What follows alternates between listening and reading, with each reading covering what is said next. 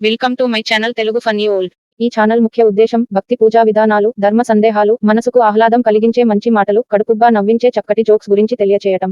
దయచేసి నా ఛానల్ కు సబ్స్క్రైబ్ చేసుకొని పక్కనే ఉన్న బెల్ చిహ్నంపై క్లిక్ చేయండి. నేను చేసే కొత్త వీడియోస్ నోటిఫికేషన్స్ మీకు వస్తాయి.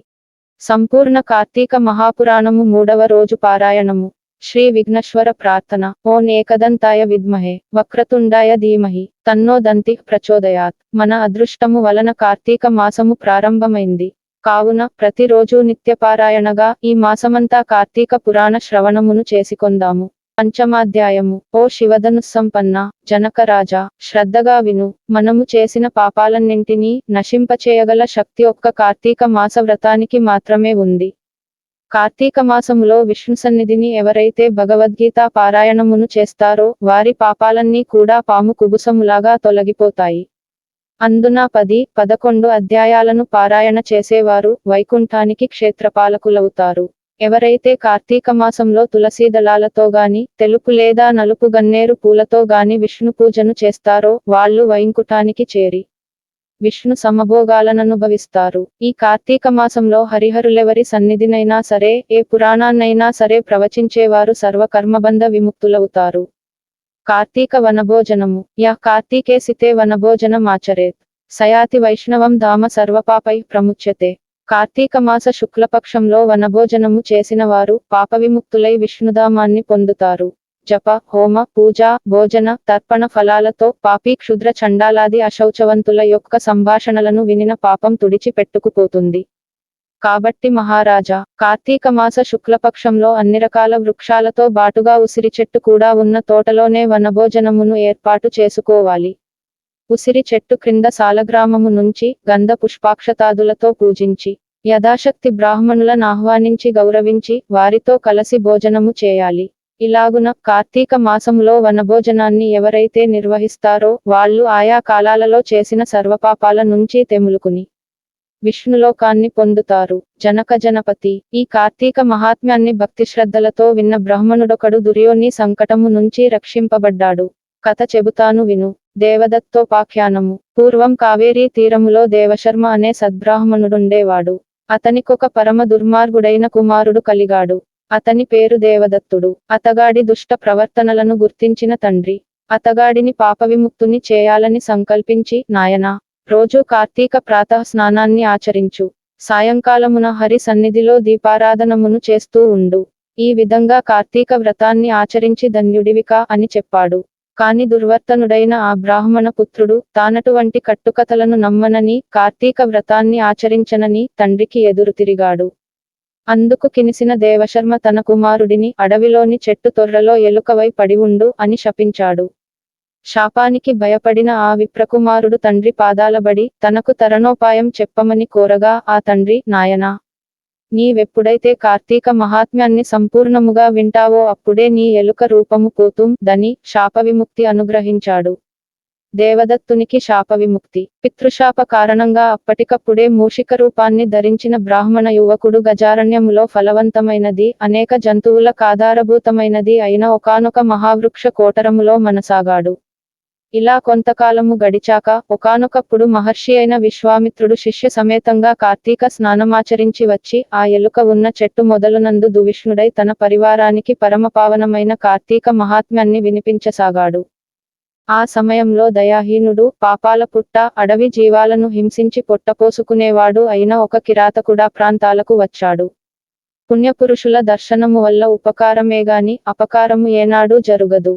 అదే విధముగా విశ్వామిత్రాది తపోబృంద దర్శనమాత్రం చేత రవంత పశ్చాత్తప్తుడు, జ్ఞాని అయిన ఆ కిరాతకుడు వారిని సమీపించి, అయ్యా, మీరు చెప్పుకుంటున్న కథలేమిటి అని వింటూంటే నాకీ కిరాతక జీవితం పట్ల చిరాకు పుడుతోంది.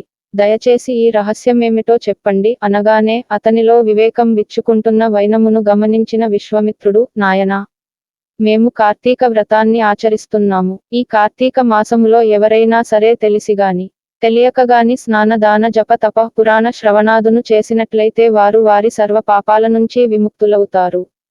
ఈ వ్రతాన్ని భక్తితో ఆచరించే వాళ్ళు జీవన్ముక్తులవుతారు అని తెలియజేశాడు.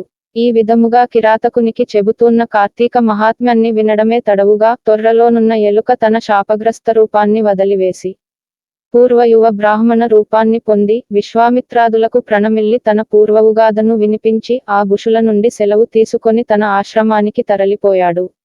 అనంతరము ఆ కిరాతకుడు కూడా విశ్వామిత్రాదుల వలన కార్తీక మహాత్మ్యాన్ని కడకంటా తెలుసుకోవడం వలన ఆ జన్మకి కిరాతకుడయి కూడా దేహాంతరాన ఉత్తమగతులను పొందాడు. కాబట్టి ఓ జనకరాజా, ఉత్తమగతులను కోరేవారు ప్రయత్నపూర్వకముగా నైనాసరే కార్తీక వ్రతమాచరించాలి. లేదా కనీసము కార్తీక మహాత్మ్యాన్నైనా భక్తి శ్రద్ధలతో వినాలి. పంచమోధ్యాయ అస్సమాప్త. షష్ఠాధ్యాయము. శ్రీ వశిష్ఠుడు చెబుతున్నాడు రాజర్షి జనక, ఈ కార్తీక మాసము 30 రోజులు కూడా ఎవరైతే శ్రీ మహావిష్ణువును కస్తూరి గంధాదులతోనూ పంచామృతములతోనూ అభిషేకిస్తారో వారికి 10,000 అశ్వమేధాలు చేసిన ఫలితము లభిస్తుంది. కార్తీక మాసములో సంధ్యావేళ విష్ణుసన్నిధిలో దీపారాధనమును చేసినా దీపదానము చేసినా వారు విష్ణులోకాన్ని పొందుతారు. ప్రత్తిని శుభ్రపరచి దానితో వత్తిని చేసి బియ్యపిండి లేదా గోధుమ పిండితో ప్రమిదను చేసి ఆవునేతిని పోసి ఆ ప్రతివత్తిని తడిపి వెలిగించి ఒకానొక సద్బ్రాహ్మణుని ఆహ్వానించి చివరి రోజున వెండి ప్రమిదను బమిడి వత్తిని చేయించి వాటిని బియ్యపు పిండి మధ్యన ఉంచి పూజా నివేదనాదులను పూర్తి చేసి బ్రాహ్మణులకు భోజనము పెట్టి అనంతరము తాము స్వయంగా దీపదాన మంత్రం సర్వజ్ఞాన ప్రదం దీపం సర్వసంప శుభావహం. దీపదానం ప్రదాస్వామి శాంతిరస్తు సదామమ. జ్ఞానమును సంపదలను శుభములను కలిగించే దైవ దీపదానాన్ని చేస్తున్నాను. దీని వలన నాకు నిరంతరము శాంతి సుఖములేర్పడుగాక అని చెప్పుకుంటూ పిండితో సహా ఆ దీపాన్ని బ్రాహ్మణునికి దానం చేయాలి. అలా చేసిన వారు అక్షయమైన పుణ్యాన్ని పొందుతారు. ఈ దీపదానము వలన విద్య జ్ఞాన ఆయుర్వృద్ధి అనంతరము స్వర్గభోగాలు కలుగుతాయి. మనోవాక్కాయ కృత పాపాలన్నీ సమసిపోతాయి. నిదర్శనార్థమై ఒక కథను వినిపిస్తాను విను. లుబ్ధ వితంతువు మోక్షమందుట. పూర్వం ద్రావిడ దేశములో ఒక అనాథ వితంతు ఉండేది. ఆమె రోజూ భిక్షాటనమును చేసి వచ్చిన దానిలో మంచి అన్నమును కూరలని విక్రయించి తాను దూషితాన్నముతో తృప్తిపడుతూ డబ్బును వెనకేయసాగినది. ఇతరుల ఇండ్లలో వంటపనులు కుట్టుపనులు మొదలైనవి చేస్తూ ప్రతిఫలముగా వారి వద్ద కొంత ద్రవ్యాన్ని తీసుకుంటూ ఉండేది. అదిగాక ద్రవ్యభిక్షాటన కూడా చేసేది. ఇలా నిత్య ధనార్జనాలగ్న మానసయైన ఆ వితంతువు డబ్బు సంపాదించడమే తప్ప ఏనాడూ హరినామస్మరణ చేయడంగాని హరికథనో పురాణాన్నో వినడంగాని పుణ్యతీర్థ సేవనమునుగాని ఏకాదశి ఉపవాసమును గాని చేసి ఎరుగదు. ఇటువంటి లుబ్ధరాలింటికి దైవవశాన శ్రీరంగ యాత్రికుడైన ఒక బ్రాహ్మణుడు వచ్చి ఆమె స్థితిని చూసి ఆమెకు నరకము తప్పదని గుర్తించి జాలిపడి ఆమెను మంచి దారిలో పెట్టదలచి, ఓ అమాయకురాలా, నేను చెప్పేది శ్రద్ధగా విని ఆలోచించుకో. ఈ కేవలము చీము నెత్తురు మాంసము ఎలుకలతో కూడుకుని సుఖదుఃఖ లంపటమై ఉన్నదే తప్ప ఈ తోలు శరీరము వట్టి అశాశ్వతమని తెలుసుకో. నేల నీరు నిప్పు నింగి గాలి అనే పంచభూతాత్మకమైనదే ఈ శరీరము. ఈ దేహము నశించగానే ఆ పంచభూతములు కూడా ఇంటి కొప్పు మీద కురిసి నలుదిక్కులకు చెదరిపోయే వాననీళ్లలా చెదరిపోతాయి. నీటి మీద నురుగులాటి నీ తనువు నిత్యము కాదు. ఇది శాశ్వతమని నమ్ముకున్నట్లయితే ఆశల అగ్నిలో పడే మిడతలవలే మసి కావడమే తప్ప మేలనేది లేదు. మోహాన్ని భ్రమలను వదిలిపెట్టు. దైవమొక్కడే శాశ్వతుడని సర్వభూతదయకారుడని గుర్తించు. నిరతము హరిచరణాలనే స్మరించు. కామమంటే కోరిక, కోపమంటే దురాగ్రహం, భయమంటే ఆత్మనాత్మీయ భంగత, లోభమంటే ధనవ్యయచింత, మోహమంటే మమతాహంకారాలు, ఇటువంటి ఈ ఆరింటిని వదిలిపెట్టు. నా మాట విని ఇకనుంచైనా కార్తీక మాసములో ప్రాతఃస్నానాన్ని ఆచరించు. విష్ణుప్రీతికై భగవదర్పణంగా దీపదానము చేయి. తద్వారా అనేక పాపాల నుంచి రక్షించబడతావు అని హితవు చెప్పి తన దారిన తాను వెళ్ళిపోయాడు.